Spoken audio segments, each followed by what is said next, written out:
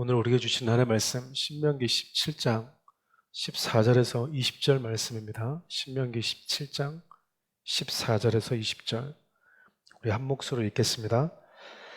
내가 내 하나님 여호와께서 내게 주시는 땅에 이르러 그 땅을 차지하고 거주할 때 만일 우리도 우리 주위의 모든 민족들 같이 우리 위에 왕을 세워야겠다는 생각이 나거든 반드시 내 하나님 여호와께서 택하신 자를 내 위에 왕으로 세울 것이며 내 위에 왕을 세우려면 내 형제 중에서 한 사람을 할 것이요 내 형제 아닌 타국인을 내 위에 세우지 말 것이며 그는 병마를 많이 두지 말 것이요 병마를 많이 얻으려고 그 백성을 애굽으로 돌아가게 하지 말 것이니 이는 여호와께서 너희에게 이르시기를 너희가 이후에는 그 길로 다시 돌아가지 말 것이라 하셨음이며 그에게 아내를 많이 두어 그의 마음이 미혹되게 하지 말 것이며 자기를 위하여 은금을 많이 쌓지 말 것이니라. 그가 왕 위에 오르거든 이 율법서의 등사본을 레위 사람 제사장 앞에서 책에 기록하여 평생에 자기 옆에 두고 읽어 그의 하나님 여호와 경외하기를 배우며 이 율법의 모든 말과 이 규례를 지켜 행할 것이니라. 그리하면 그의 마음이 그의 형제 위에 교만하지 아니하고 이 명령에서 떠나 좌로나 우로나 치우치지 아니하리니 이스라엘 중에서 그와 그의 자손이 왕 위에 있는 날이 장구하리라. 아멘. 왕이 된 자가 가까이 해야 할 것이라는 제목으로 함께하는 말씀을 나누겠습니다. 하나님은 모든 만물의 창조주이시죠. 그리고 모든 만물의 주인이시고 왕이십니다. 이스라엘은 이러한 진리를 구현하는 자들로 부름을 받았죠. 그러니까 이스라엘 민족은 참 그런 의미에서 특별한 선택된 민족이라고 할 수 있습니다.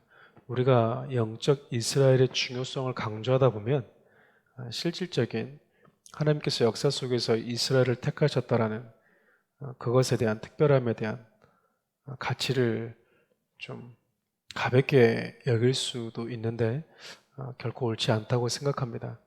이스라엘이 선택된 과정을 보면 저와 여러분들의 선택된 그 과정과 참 비슷할 때가 많기 때문에 그래요.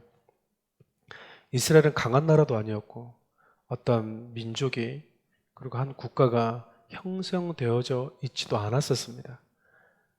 그냥 이방 땅에 있었던 아브라함을 하나님께서 부르셔서 우상을 섬기던 그 가정 가운데서 그를 택하셔서 하나님이 세우신 것이죠. 그래서 하나님께서 이스라엘 민족들에게 자주 그런 말씀을 하셨어요. 내가 너희를 선택한 것은 너희들이 다른 나라보다도 더 강하고 힘이 있거나 탁월해서가 아니다. 너희들은 열방 가운데 가장 작았다. 그러니까 미천한 자를 하나님이 부르셨다라는 거잖아요. 부르셔서 하나님은 그들을 왕과 같은 그리고 제사장 같은 나라로 삼으셨죠. 그 이유는 가장 작은 나라를 들어서 열방 가운데 하나님이 어떤 분이신지를 그들을 통해서 보여주고 싶었던 겁니다. 그런 의미에서 이스라엘 민족은 하나님이 어떤 분이신지 하나님의 진리 말씀을 열방 가운데 보여주고 구현하는 사명을 받은 민족이라고 할 수 있죠. 특별히 오늘 하나님께서 이스라엘 백성들 가운데 가나안에 들어가서 어떻게 살아야 될지 여러 지침들을 그들에게 가르쳐 주고 있는 이유 역시 동일하다고 할 수 있겠습니다. 특별히 오늘은 만왕의 왕이신 하나님, 그 하나님께서 가나안에 들어가 살게 될 때 이스라엘 민족들이 하나님이 아닌 사람이라는 눈에 보이는 가시적인 왕을 원할 때가 있음을 알고 계셨어요. 다른 민족과 좀 독특하게 이스라엘이라는 나라는 선지자나 리더십들이 있긴 있었지만 그리고 제사장이 있었지만 왕은 없었어요. 왜냐하면 왕은 하나님이었기 때문에 그렇습니다. 이건 역시 예수 그리스도를 믿는 저와 여러분들에게 주는 메시지가 있다고 할 수 있겠죠. 예수를 믿는 모든 자들은 그 순간부터 내 삶의 주인이요 내 삶의 왕이 하나님이 되는 것입니다. 그러니까 여러분 예수를 믿으면서도 여전히 내가 주인 되어서 살아가고 싶다. 내가 여전히 내 삶 가운데 왕이고 싶다. 모든 삶은 내 중심으로 움직였으면 좋겠다. 그것은 아직까지 예수를 믿는 것이 무엇인지 모른다라고 할 수밖에 없어요. 하나님이 이스라엘 가운데 다른 민족과 좀 다른 왕정 시대가 아닌 신이 하나님이 직접 다스리시는 나라로 세우셨거든요. 그런데 하나님은 이스라엘이 연약해서 실질적으로 왕을 구하게 될 시기가 올 수 있다. 그때 왕을 세우게 되면 이러이러하게 세우라고 왕에 대한 이 제도를 말씀하고 있습니다. 실질적으로 여호수아가 가나안을 들어간 이후 그 여호수아가 죽고 많은 사사들이 지나가면서 사무엘 때 사울이라는 왕이 세워지게 되죠.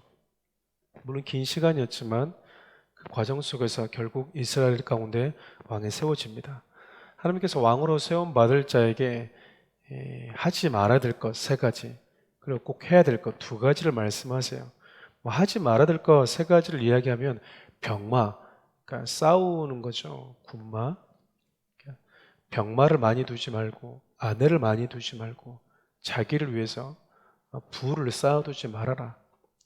그 해야 될 것은 하나님 말씀을 기록해서 그 말씀을 뭐 하라고 그러죠? 자기 옆에 평생 가까이 두고 읽어라. 그리고 그것을 읽으면서 하나님이 경유하는 법과 말씀을 지켜 행하는 것을 배워라.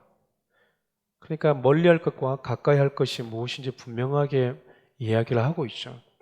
하나님께서 마병을 많이 두지 마라. 그 말은 당시 마병은 군사력, 즉 전투력을 상징했습니다. 이스라엘의 모든 전투력은 마병이 아니라 다른 어떤 군사 무기가 아니라 하나님으로부터 나왔어요. 그렇기 때문에 더더욱 하나님은 마병을 의지하지 말라고 말씀하셨던 거죠. 특별히 잠언 21장 31절 말씀은 싸울 날을 위해서 사람들이 마병을 많이 준비하지만 이김, 승리는 하나님께 있다. 그것이 이스라엘 민족들이 가지고 있었던 특징이었습니다. 이스라엘 민족들이 가나안에 들어가서 여러 나라를 정복하고 승리했던 비결이 마병이 많아서였습니까? 그렇지 않았어요. 그들이 순종했던, 그리고 그들이 가나안에서 이겼던 모든 승리는 하나님과 함께 했기 때문에, 하나님이 동행하셨기 때문에 가능했던 겁니다. 근데 이스라엘 백성들은 이후에 이 하나님의 말씀을 또 불순종하게 되죠. 두 번째로도 하나님께서 많은 왕은 많은 아내를 두지 말아라. 물론 이스라엘 왕 가운데 뭐 2명, 3명, 4명 이렇게 몇 명의 아내를 둔 왕들도 있었죠. 뭐 다윗도 마찬가지였고요. 그런데 정말 많은 아내 후궁을 둔 왕도 있었습니다. 하나님께서 수많은 이 아내를 두지 말라고 말씀하셨던 이유 중에 하나는 그들이 너로 하여금 하나님을 떠나게 만들 것이다.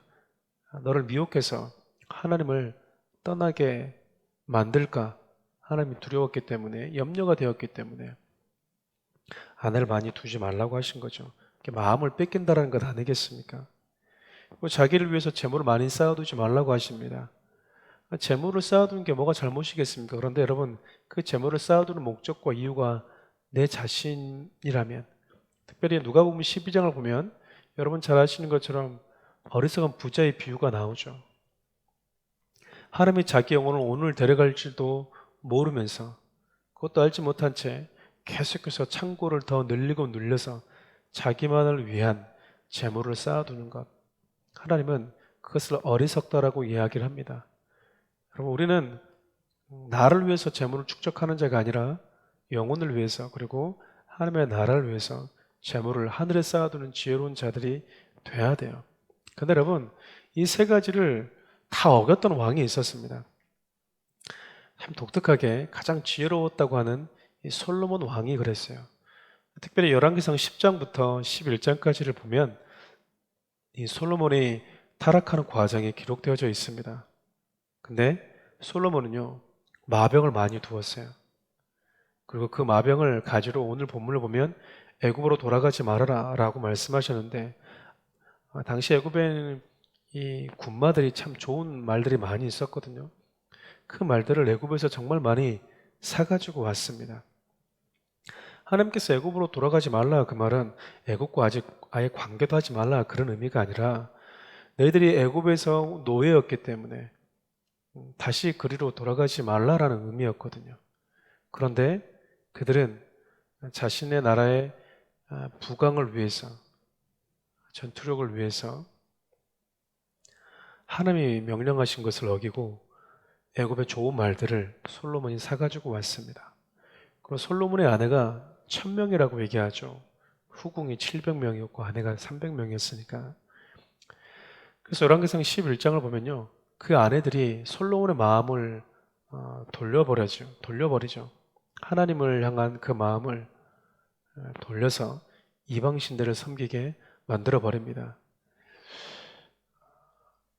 그리고 솔로몬은 자기를 위해서 정말 많은 부를 축적한 왕이었지 않습니까?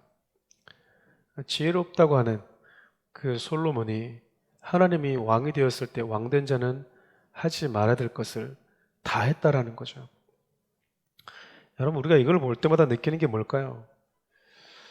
신앙은 자신감으로 하는 게 아닙니다. 신앙은요, 자신감으로, 구호로 하는 것이 아니에요.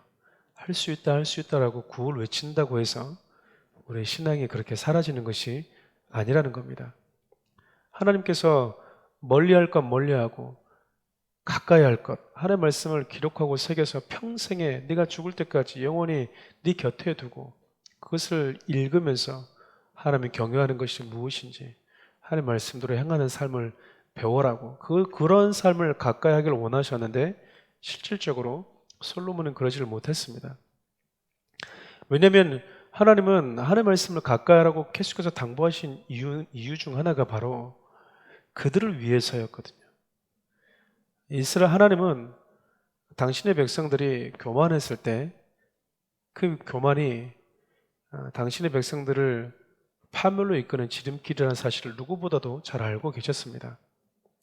그렇기에 그들이 오랫동안 영원히 하나님 주신 복을 누릴 수 있도록 하기 위해서, 겸손하게 하도록 하기 위해서 하나님의 말씀 가운데 살기를 원하셨던 거죠.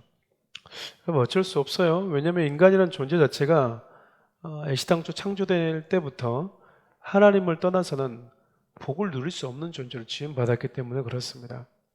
때문에 저와 여러분들은 우리가 살아가는 삶의 현장 속에서, 그리고 우리가 살아가는 삶의 많은 영역들 속에서 내가 가까이 할 것이 무엇이고 멀리 할 것이 무엇인지에 대한 분명한 지각을 가지고 있을 필요가 있어요. 말씀을 정리하려고 합니다. 야고보서 4장 8절 말씀을 보면 이렇게 야고보 사도가 권면을 합니다. 하나님을 가까이 하라. 수많은 아름다운 여인을 가까이 하고 많은 부를 축적하기 위해서 그 부를 가까이 하고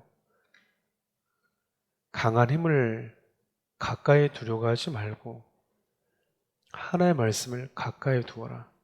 결국 하나님을 가까이 한다는 것은 하나님의 말씀을 늘 묵상하고 그 말씀을 내 곁에 두고 내가 죄하러 그 말씀을 읽고 그 말씀이 원하는 대로 살아가고자 하는 그런 삶이 하나님을 가까이 하는 삶 아니겠습니까?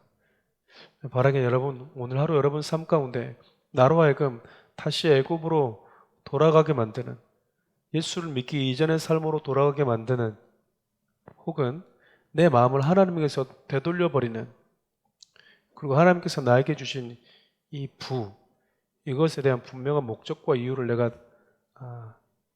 오늘도 깨닫고 살아가고 있는지 우리 날마다 점검할 수 있어야 되겠어요. 그리고 나는 오늘 무엇을 가까이 하며 살고 있는지 진지하게 점검해 볼 수 있기를 바랍니다. 기도하겠습니다. 살아계신 하나님, 우리는 하나님의 은혜가 필요합니다. 하나님께서 노예와 같은 우리를 왕 같은 제사장으로 삼아 주셨는데 우리가 참으로 가까이 할 것을 멀리하고 멀리 할 것을 가까이 하면서 살아가고 있는 그 어리석음을 범하고 있지 않는지 돌아보게 도와주십시오. 우리의 행복을 위해서 참된 복을 오랫동안 누리기를 원해서 말씀을 주셨음에도 불구하고 하나님께서 주시고자 한 그 복을 걷어쳐버리는 그런 어리석음이 우리 가운데 있지 않나 돌아봅니다. 바라기는 귀한 성도들 삶 가운데 성도된 자가 가까이 할 것을 가까이 하고 멀리 할 것을 멀리 할 수 있는 귀한 자들 되게 하여 주십시오. 예수님의 이름으로 기도합니다. 아멘.